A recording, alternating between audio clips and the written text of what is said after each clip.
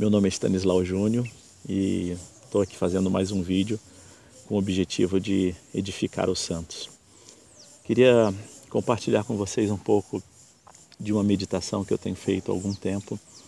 Essa meditação, ela fala acerca do pai e do papai. E as palavras gregas que nós encontramos é o pater e o abba. Eu queria, em breves palavras, vou tentar ser o mais breve possível, para tentar externar assim para vocês as coisas que Deus tem falado comigo sobre isso, tem me edificado muito. E eu penso assim que vai poder edificar também a vida de vocês, né? Quando a gente pensa sobre o Pai, nós temos que pensar sobre Jesus. E no Velho Testamento era pouco falado de Deus como Pai, né? Nós vemos assim Jesus introduzindo isso de uma forma muito clara, muito expressiva, né? De Deus como o nosso Pai. Mas esse tipo de mensagem não era uma mensagem assim tão comum. E a gente percebe que Jesus introduz o seu ministério colocando isso de forma muito clara para todos nós. É importante a gente observar e notar que muitas coisas que para nós hoje são tão normais e tão corriqueiras, né? Mas naquela época não era tão normal isso. Então isso se constituía uma grande novidade, né? De você ter Deus como o seu Pai. E a gente vê assim Jesus introduzindo isso, né? Bem no comecinho do ministério dele, no Sermão da Montanha, que está ali registrado no capítulo 5, 6 e 7 de Mateus, né? E todos nós conhecemos a famosa oração do Pai Nosso, né? É a oração chamada aí, chamam essa oração de uma oração assim universal, né? Porque todas as religiões, várias religiões, usam a oração do Pai Nosso. E como começa a oração do Pai Nosso, né? A oração do Pai Nosso começa como? Pai, né? Então já é mais uma prova daquilo que Jesus queria introduzir ao homem, né? De que o homem aprendesse a ver Deus como seu verdadeiro Pai. E nos capítulos 5 e 6, né? Final do capítulo 5 e todo o capítulo 6, você vai ver a expressão Pai se repetindo por 18 vezes, né? Chega a ser uma coisa repetitiva, catequética, né? O que Jesus queria com isso? Jesus queria justamente mostrar isso para todos os filhos de Deus, né? Que você tem um Pai, né? E que Deus é o seu verdadeiro Pai. E a palavra usada ali para Pai é o pater, né? No grego. Pater no grego quer dizer o genitor. Pater no grego quer dizer o provedor, e pater no grego também quer dizer o provedor, o protetor, né? Então, genitor, provedor e protetor. Então, Jesus queria que você soubesse que você foi gerado pelo Pai, que você é filho de Deus, mas a todos quantos o receberam, deu-lhes o poder de serem feitos filhos de Deus. João 1, capítulo 12. Então, você se tornou filho de Deus quando você se tornou salvo, lavado e remido no sangue de Jesus. Então, Deus se tornou o seu genitor. Então, o seu verdadeiro Pai é o seu genitor, que é Deus, e você foi gerado por Deus através de Cristo Jesus. Mas o Pater, ele é também o provedor. É aquele que provê todas as suas necessidades. E quando Jesus queria trazer clareza para nós sobre isso, ele faz um apelo à nossa inteligência, né? E chega a ser engraçado a comparação que Jesus faz, né? E Jesus fala, ora, se o Pai alimenta os pardais, né? E os pardais eram na época os animais que eram oferecidos no templo para quem era pobre, né? Para quem era pobre, que não tinha dinheiro nenhum, ia lá e oferecia como sacrifício os pardais, né? Então, Jesus está usando justamente, olha, os pardais, né, que para os homens não tem valor nenhum, né? Se o Pater, né, se o Pater que é provedor cuida dos pardais, alimenta os pardais, será que o Pater não vai cuidar de vocês também? Será que o Pai vai deixar você passar necessidade? E depois ele fala que esse mesmo Pai, ele também veste os lírios, né? Ele vestiu os lírios e ele fala, olha, nem Salomão, com toda a sua glória, consegue se vestir como os lírios. Será que então o Pai não vai vestir você? Será que o Pai não é suficiente para suprir todas as suas necessidades? Porque ele é um Pater, ele é um provedor. Mas esse Pater, ele é também um protetor, né? Ele é aquele que cuida de você, é aquele que está o tempo todo cuidando de você. Quando você sai da sua casa, você passa por tantos perigos, não? Ao você sair da sua casa, você já está passando perigos. Dentro da sua casa, você está passando perigos. Você passa perigos no trânsito, e no trânsito você pode passar perigos por sua própria irresponsabilidade, você pode passar perigos por distração própria, você pode passar perigos pela distração dos outros, né? E lá fala que ainda que eu ande pelo vale da sombra da morte, não temerei mal algum, porque o Pater está comigo. O Pater, que é o protetor, está comigo. Na sexta-feira passada agora, há 2 dias atrás, eu fui assaltado, né? E aqui em Volta Redonda, né? 12 rapazes me abordaram. Eu estava com fone de ouvido, ouvindo música, me edificando. Não entendi direito o que eles queriam, né? E tirei o fone de ouvido para atender eles.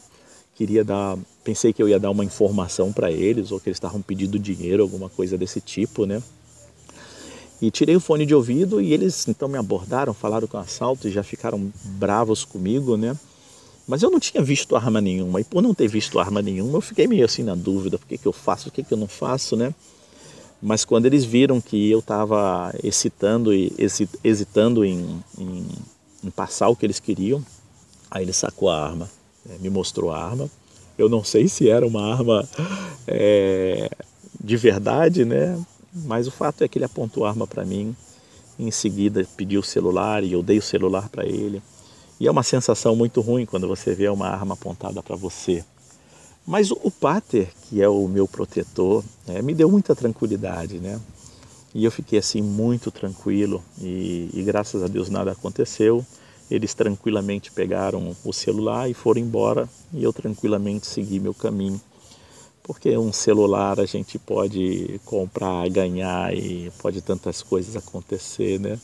Mas levar um tirozinho na barriga, e me parece que não era um 38, porque não era uma arma grande, parecia ser uma arma calibre 22.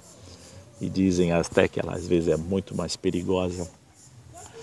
Mas então o Pater me protegeu, né? O Pater cuidou de mim. Mas o Pater, ele cuida todos os dias de você, né? Ele está sempre cuidando de você. Os anjos dele estão acampados ao redor da vida daqueles que o temem, diz o Pater, né? O Pater provedor fala que até os fios da sua cabeça estão contados, né? Bom, para o Pater contar os fios de cabelo da minha cabeça é fácil, né? Eu tenho poucos. Mas você que é muito cabeludo, né? Você que tem muito cabelo, quero falar para você que o Pater sabe quantos cabelos tem na sua cabeça. E ele sabe de todas as coisas. E ele é poderoso para cuidar de você. Bom, como se isso só... Bom, primeiro eu queria então aproveitar e te perguntar, né? Você tem revelação do Pater? Você caminha com o Pater? Porque é fácil a gente saber, né? Não, Deus é o meu Pai, né? E todo mundo fala isso, até as pessoas que não andam com Deus têm Deus como seu Pai, né? Pessoas que não têm intimidade com Deus, né? Mas falam, Deus é o meu Pai, né? Mas eu quero me direcionar, né, a você que já é um salvo em Cristo Jesus, que já conhece a Deus, né? Eu quero perguntar para você, Você que já tem Deus como um pai, você tem Deus como o pai só aqui, né?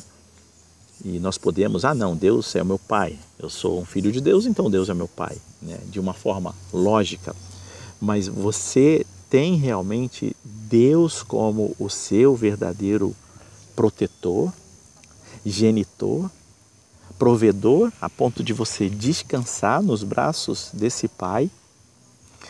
E então, queria deixar essa pergunta para você e em seguida eu quero agora jogar essa conversa para um upgrade. Vamos subir mais um degrau nessa conversa de Deus como Pai. Quando Jesus estava no maior momento de angústia de Jesus, né, que foi no jardim do Getsêmani, o lugar, Getsêmani quer dizer o lugar onde a azeitona é prensada, né? A prensa da azeitona é onde a azeitona vira azeite. A palavra Getsêmani quer dizer isso, né? Cristocidentemente, naquele jardim, a alma de Jesus estava sendo prensada. E ele estava muito angustiado, havia um sentimento de solidão, de abandono, de todos os lados, né? Sabia ele que o Pai iria virar as costas para ele naquele momento. Mas nesse momento de angústia, Jesus não se dirige ao Pai como Pater. Jesus se dirige ao Pai como Abba, como Papai. E há muita diferença nessa palavra, não? No grego é Pater e Abba. E em inglês seria Father ou Dad, né? E no português é Pai e Papai. Papai já conota já vai numa outra dimensão de intimidade. Porque no papai você tem o carinho, no papai você tem o abraço, no papai você tem aconchego, no papai você tem colo, no papai você tem as suas lágrimas sendo enxugadas.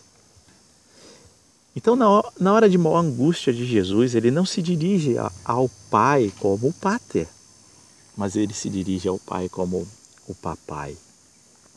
Quem de vocês aí é pai, sabe muito bem do que eu estou falando. Você sabe como é diferente quando um filho te chama de pai ou quando o filho te chama papai?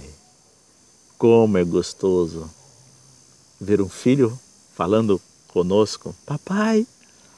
Então, há um prazer enorme da parte do Senhor de ouvir quando nós nos dirigimos a Ele como papai.